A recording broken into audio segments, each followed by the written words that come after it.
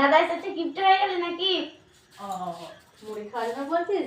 গাছ আলু কাট গেছে বাবা এরকমটা বলছে যেন আমি মুড়ি ফুড়ি দিই না, আজকে প্রথম।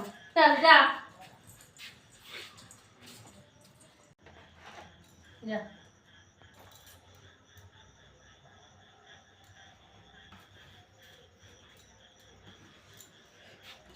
আলু কাটা তো হয়ে গেল মোটামুটি। দাদা বলবে তখন থেকে শুধু বলেই যাচ্ছিস আলু এই যে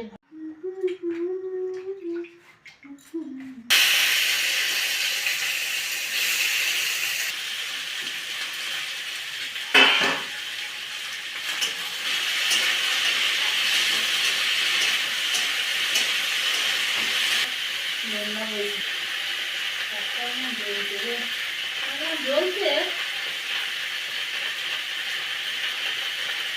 হাতে আমাকে দিচ্ছি না, আমাদের নুনটা বেশি হতে পারে।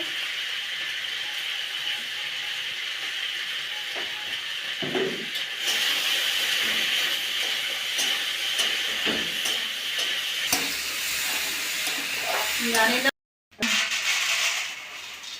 টমেটোটা দেখ নাও।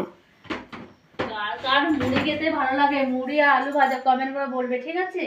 আর তাকে নেমন্তন্ন করে ডাকবো আমাদের বাড়িতে মুড়ি খেতে, যতটুকুই পারি। বেশি বেশি নাই বা না, যতটুকুই পারি। মুড়ি আমার সব থেকে ফেভারিট।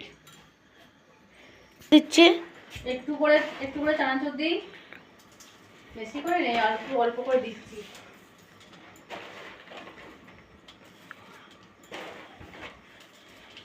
আলু ভাজা আছে, বেশি দিচ্ছি না।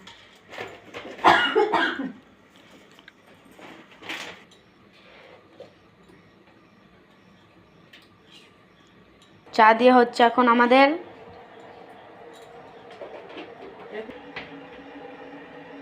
এখন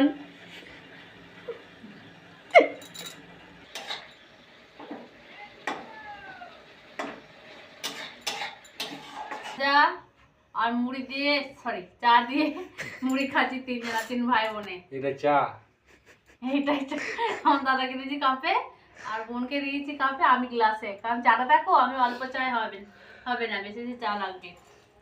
আর আমরা এরকমই খাই। আজকে ভাত করলাম না, মুড়ি খাবো, আজকে হয়ে যাবে। ঠিক আছে, এইটুকুই ভিডিও বানালাম, দেখো।